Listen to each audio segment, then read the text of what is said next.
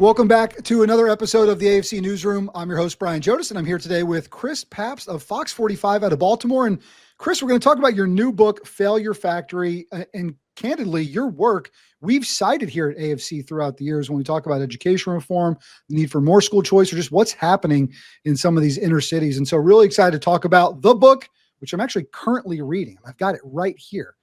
Highlighter in the book. I mean, that's where we're at, but I had to get you on right away to talk about it. So Chris, first and foremost, man, thanks for joining the newsroom and hanging out with us for a little bit today. Yeah, I really appreciate it. Thank you so much. I've let's put 8 years of my life into this book. So thank you.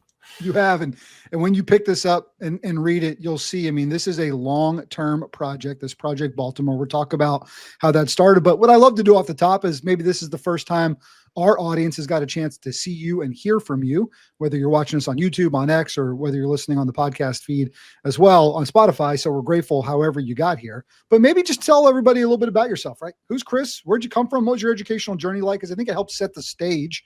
You even acknowledge it in the book for where you're at today and why you do this work. Sure. So I'm from southeastern Pennsylvania, a small town about 45 minutes west of Philadelphia. My dad was a public school teacher for 35 years in the Union in Pennsylvania. And I went to public school. My brother went to public school from K to 12. I went to the University of Pittsburgh. I played baseball there, had a scholarship for 4 years. And then I went to Temple University, got a master's degree. And then from there, I started my journey in broadcast television. I started in Casper, Wyoming. I went to Madison, Wisconsin. I went to Harrisburg, Pennsylvania.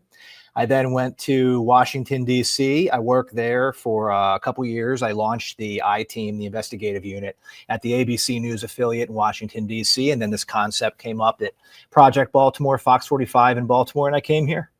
So you've always had sort of a lean, right, into investigative journalism. Where was that sparked? Where did that come from? And obviously it's been a huge part of, the last 8 years for you, but where's that come from? It's what I always wanted to do ever since I was a little kid. I just, for some reason, like to ask questions that I may not have had any reason for that question and then just go find the answer. And I figured that this was a type of job where I could do that. I could ask questions and then go find the answer. And when I started in broadcast journalism, I actually started in print journalism, working for newspapers. And I realized that I thought that the economic climate was probably a little bit better 25 years ago in broadcasting than it was in print. So when I started in Casper, Wyoming, Madison, Wisconsin, I was just a general assignment reporter trying to understand, what this industry is. Yeah. And when I got to Harrisburg, which is the capital of Pennsylvania, I really started to get into the investigative stuff. And it was really fascinating. I loved it. And it really, really set the stage for Failure Factory, for this book. And 20, 23 years later, after really starting to fall in love with journalism, specifically local journalism that I think still has a significant impact. And that's how I got here. As a former journalist and sports reporter and anchor at sort of medium to small market TV stations, for me, it's just been exciting to get to know you and hear your story and also just hear about the passion for that level of journalism, something I think is missing maybe across the medium, but you've shown that there still is real value to it. And I believe you're doing a real good for not just the city of Baltimore, not just for Maryland, but honestly for beyond by telling this story. And it's also exciting to have you sort of on this side of the camera. You're usually on the other side asking the questions, and you're the first media member that I've welcomed into the AFC Newsroom. I'm usually doing interviews sort of forward facing on behalf of the organization. So it's fun to kind of flip it a little bit today and really talk about this incredible book that you wrote that again is, 7 to 8 years in the making. So before we talk about what we've found in the book and really things that have jumped out to me, tell us, Project Baltimore, what is that? So Project Baltimore was the brainchild of one of our executives here at Sinclair Broadcast Group that owns Fox 45. And I was working as the investigative journalist for the ABC News affiliate in Washington, D.C. And the idea came up that, hey, Chris, what if we gave you a team of 5 and you focused on one topic and you investigated one topic for a prolonged period of time? And for an investigative reporter, that's sort of a dream come true. I'm the face of the project, but we have 2 producers, we have 2 photographer editors, and the 5 of us are really 5 investigative journalists that are digging into public education. It started in Baltimore City, but now it really has expanded to Maryland and really the entire country with this book, because the idea is that what's happening in Baltimore City it is spreading throughout the country, which I'm sure we're going to get to here in a few minutes. But when we started this topic in 2017, which is when the book starts in 2017 and it goes through today, the idea was, okay, we could tell with federal data that Baltimore City Public Schools was one of the most funded large school systems in America. We could see that through the US Census. Now, a lot of people look at the census and they think it counts people, but it does a lot more than that. And one of the things it does is it tracks public school spending. So we could see that Baltimore City was one of the most funded large school systems in America. At the time, in 2017, it was third, and today it's still about third. But we could also see in federal data through the National Assessment of Educational Progress that Baltimore City was one of the lowest performing school systems in America.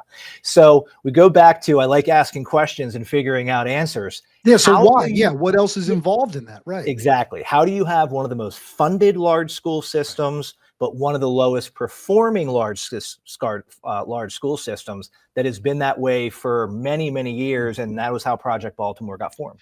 My guess is as you then go through the process of asking those questions, more things come to light that maybe you hadn't imagined were happening.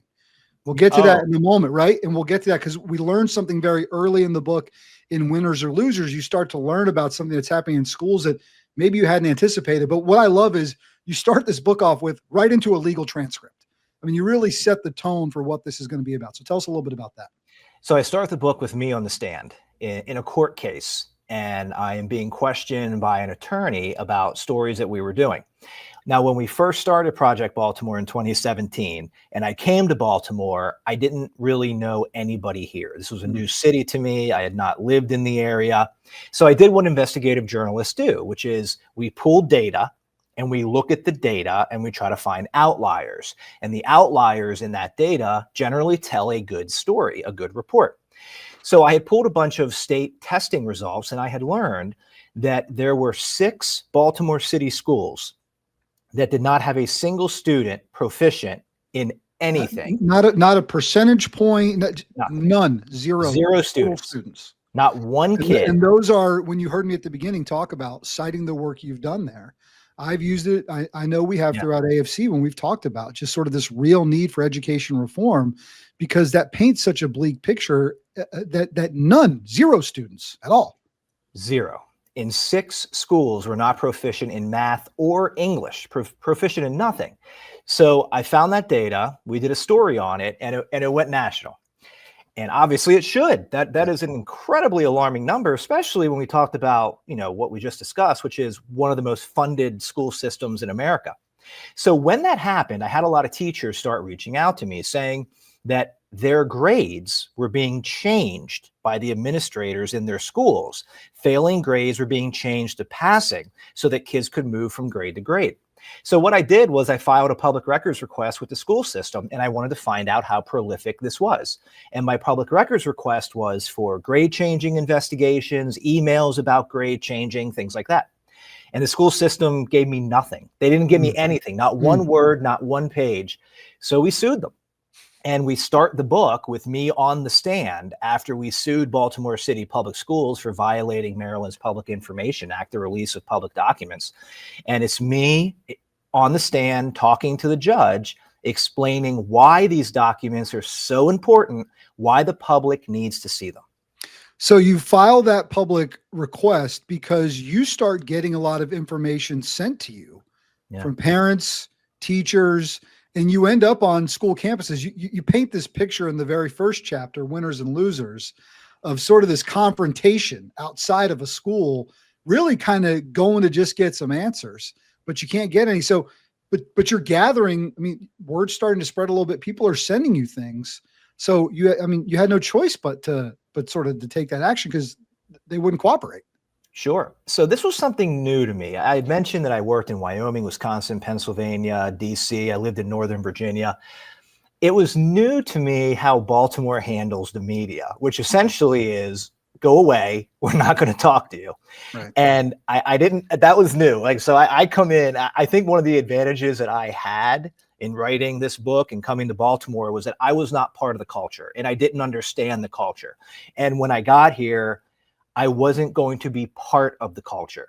So if you're not going to talk to me, and I'm asking questions about a serious topic, that being Mm. improperly changing failing grades to passing, to pass kids along and give them a diploma that teachers are telling me they can't read. If I'm asking questions about that and you don't want to put somebody in front of me, I'm going to put myself in front of that individual. And I went to a school to talk to a principal. I had a text message from this principal that she sent to all of her teachers instructing them to change failing grades to passing. The text was not, let's work with these kids and tutor them. Let's give them some extra homework assignments. Let's work with them so they're not failing. No, it was basically if they're at a 60 or below a Yep. 60, you got to bump them up. Yep. Take a failing grade and change it to passing. So I go to the school to try to talk to the principal. And what does she do? She calls the cops on me. Not one cop, two cops. So I get multiple police officers called for me, who is simply a journalist on taxpayer-funded land, trying to ask a taxpayer-funded principal about how she's operating her taxpayer-funded school. And that right there is Baltimore in a nutshell. He's Chris Papst. I'm Brian Jodice. You're in the AFC Newsroom, and we're talking about his new book, Failure Factory: How Baltimore City Public Schools Deprive Taxpayers and Students of a Future. And Chris, I pulled for those watching right now, just pulled the cover of the book up, and that's a real photo, and it's very telling as to what you came across throughout these years. And the photo is a young boy holding a sign up. He's got a mask on, so probably COVID time frame here. And it says, "I am a produce of Baltimore City School, SHCOOL, and then produce instead of product." And not to make fun of that kid or anything. It's just, it's the situation that you were faced with. It's sort of the dire situation that those schools were faced with. I want to ask you this, something I actually just thought of. It's not on my list of questions, because what we don't need to do necessarily for the time that we have together is opine on all the sort of tragic things you found about what's happening in public education. Guys, pick up the book. You can read it. You can see a lot of the work Chris has done there at Fox 45 and Project Baltimore. I mean, it's well documented.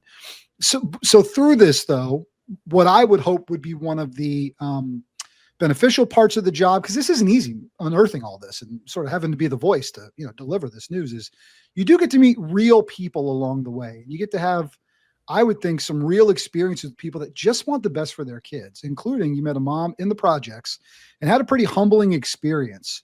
But tell me a little bit about her story, but also just the people you got to meet. Because, part of our job, part of what I love to do so much here at the American Federation for Children is sort of lift up these voices and talk about how families can be changed because of education and educational reform specifically. But getting to meet the people, as challenging it might have been for what they told you, also had to be a pretty rewarding part of this process.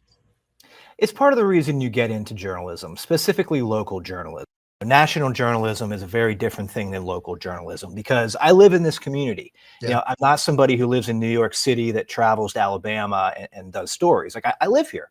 I pay taxes here. These are my neighbors. This is my community. This is where my children go to school. So the idea of local journalism is to really understand your community. And part of that is meeting the people that are in the community. And about 2017, 2018, when Project Baltimore really started going and we started to unearth a lot of grade changing and the idea that students are graduating without the ability to read, we had a lot of people reach out to us that included parents that said, "Hey, I'm trying to do the best for my kid, but I also went to Baltimore City Schools and I'm a product of the same system. I was also undereducated." And we went and spoke with a woman named Michelle Bradley. At the time, she was about 40 years old. She went to high school in Baltimore City, late 90s. And to make a long story short here, that we get into more detail in the book, she made it to high school in Baltimore City and never learned how to read. Yeah. And she now had two daughters that were in the school system. And how do you help them? It's heartbreaking. I was with this woman. I spent time with her, and I still keep in contact with her. And I think I first met her in 2018. And she really emotionally touched me in a way where I've made it a point to talk to her on a fairly regular basis. And she wanted to help her kids. Like, she wanted her kids to have a good education, but she was never taught how to read by the same school system her kids now go to. So how do you do it? How do you help your kids? The only thing that you really can do is to make sure they go to school. But if the school isn't going to properly educate them and you can't read as a parent, how really do you help your kids? And she had no means to send them to private school. She was living in government housing that was old and really dilapidated and depressing. And there's so many people in Baltimore City that are like that. And that's why I wrote this book, because it shouldn't be like that. If this school system is getting $1.7 billion a year through the social contract, that money should be educating kids, and it's not. Yeah, you're exactly right. And while I'll take a moment for AFC advocacy here, it's why we've believed for so long that families that are stuck in those systems that aren't meeting their needs have to have a way out. Specifically, that family you just talked about, low-income minority family, really trapped. And to continue to see the cycle go after go, our listeners and those watching here that support the incredible work we do with the American Federation for Children, you've heard this story time and time again in cities and towns and big towns and little towns across America, where families, unfortunately, are trapped in a system that doesn't meet their needs. Before I fast forward to look at some of the numbers, what else throughout this process here, Chris? What else did you learn? What were you surprised by that you learned or that you unearthed as you went through this 7-year process and ongoing still to this day? Well, when I got to Baltimore, and I already developed a fairly decent reputation as an investigative journalist in Washington, D.C., I had some people reach out to me. And they had said to me that as if you embark on this and you do this and you're really serious about investigating public schools over a multi-year period, what you're going to find is that the school system's priority is no longer to educate kids. It's to acquire funding, and it's to use that funding to hire more adults. And as we mentioned a few minutes ago, I went to public school. My kids go to public school. My dad was a public school teacher in Pennsylvania. So to hear that, it was hard to hear. Yeah. And I didn't believe it. I didn't believe it at all. And, as 2017 turned into 2018 and 2019, I'm like, I always kept that in the back of my mind. And as we start unearthing all these things about grade changing, the lowering of academic standards, telling stories like Michelle Bradley, I started to sort of shift more towards thinking that was the case. And that is ultimately why I wrote Failure Factory, because I do now believe that the evidence points to public school systems. Their priority is not to educate students anymore. It is to acquire funding and to hire more adults. And if I can just give you one little piece of data here. Yeah, please. That I think really illustrates the point is in Baltimore City in 2017, the budget was $1.3 billion. Yep. In 2024, which is the most recent school year for which we have data, because 8 school years, the budget was 1.7. So the school system was getting $400 million more dollars a year in 2024 than it was in 2017. Surely the amount of students has increased, Chris. Well, now in that time period, the school system's enrollment has shrunk by 6,500 kids. So they got $400 million more dollars to educate 6,500 fewer students. And they have about 1,300 additional adults. Now, if you take a look at all that data and you're like, oh, they have $400 million more dollars. They have 1,300 more employees and 6,500 fewer kids. The results must be better. Well, let's talk about that. In 2017, the graduation rate was 70%, the lowest in the state of Maryland. In 2024, the graduation rate was 70%. Unchanged. Math proficiencies in 2017, the math proficiency rate throughout the entire district was 11%. In 2024, it was 10%. So you're talking about a massive influx of money, a massive increase in the number of employees, a decrease in students with an overall decrease in student outcomes. How else do you explain that other than saying the priority is not educating students, it's acquiring funding? They're very good at acquiring funding. Yeah, I mean, you are painting the picture that obviously you saw play out right there in your community, but we've seen this play out across the country. And this idea that we must continue to throw money into a system that's only grown to be incredibly bloated, very top heavy. I mean, you can look at statistics across the country and just seen how much increases in admin costs to run schools than there is in sort of pure per pupil funding. It's incredibly unfair. It's incredibly unbalanced. And, what we've advocated for and what I just personally believe so much in is, look, we've lost so much sight in education writ large about the end user. And so the more we can return the focus to what is going to ultimately help our students, that's where we can see the best. That's why we're such believers. That's why I'm such a believer in school choice, because we believe it empowers families to get their student into the learning environment that best meets that individual student's needs. And it allows families to navigate and find places that fit their kids, even if they have multiple kids that might end up in different styles of schools, different makes and models. And so that's why we believe it. All right. Before we go, and obviously we'll talk about where folks can get this and where it's available and all that.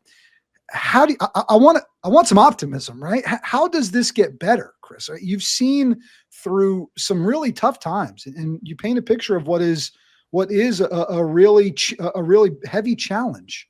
How does this get better, right? How can this failure factory help education across America? And listen, even specifically our friends in the traditional public education space get better and make this thing actually work? Well, there's a couple ways to look at it. So in Failure Factory, I do visit schools that are showing incredible success.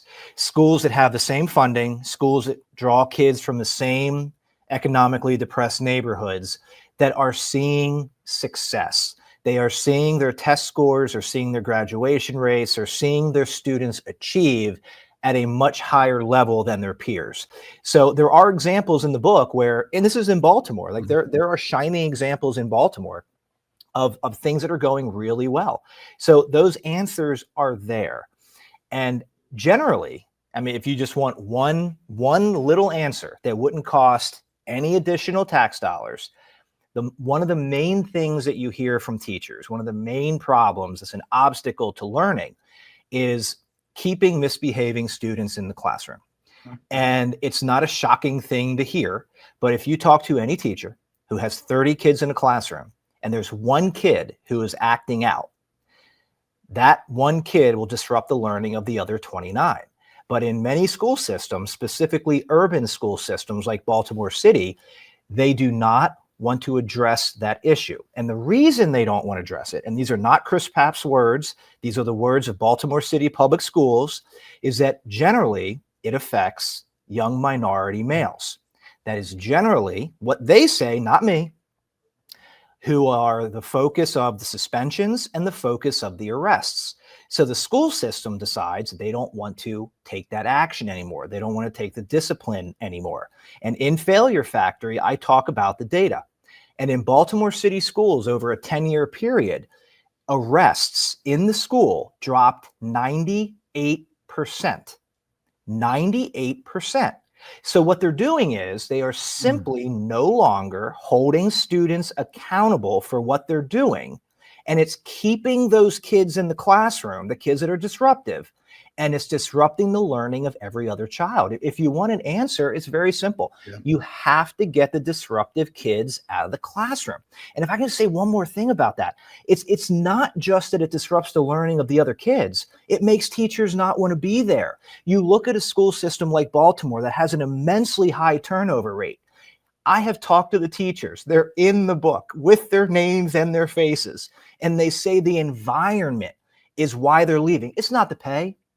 It's not the pension. It's the environment in which they're being forced to attempt to teach. And because of that environment, because 98% decrease in arrests in Baltimore City schools and a massive decrease in suspensions, that is what's making their job harder. And that's something that we can correct right now that wouldn't cost any additional taxpayer dollars, but would have a huge impact on increasing the quality of education in our schools. When we talk about education reform, there often are these ideas that can be implemented tomorrow that don't require any additional funds, but that require sort of these systems just to think different, act differently, do what's right for the kids in that school, get your regulatory arms. I mean, you're being told what to do from miles and miles away, right? Get control back in, allow principals to lead, allow teachers to lead, allow families to be engaged, get motivated kids. All kids want to learn.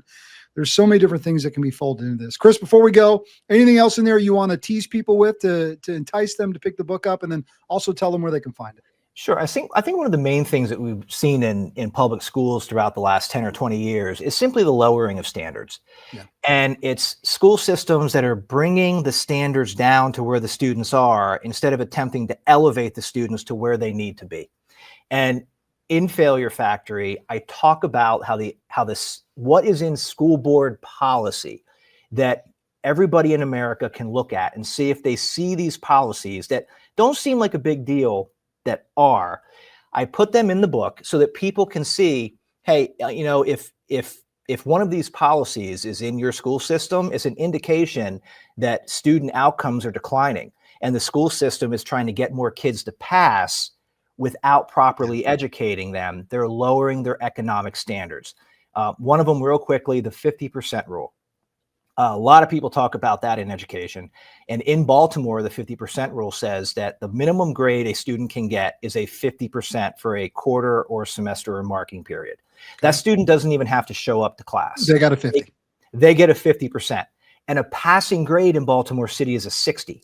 So in a 100-point scale, a student only has to acquire 10 points to be able to pass a class. That's real. That's Baltimore City. Yeah. You want to know how you have a 70% graduation rate with 10% math proficiencies? Yeah. Well, that's how.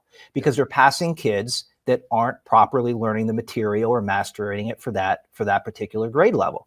So I have a lot of things like the 50% rule that are put into school board policy to let the rest of the country know, if you see these things, Brian, this is an indication that your school system's in trouble. Get involved now. Get involved now to raise the standards. I love it. So now you're giving families and even community members something they can start to work on as well. All right, Chris, before we go, tell folks where they can pick up Failure Factory. I think our audience specifically is going to want to pick this up and read it. Now, I hope so. So Failure Factory, how Baltimore City Public Schools deprive taxpayers and students of a future.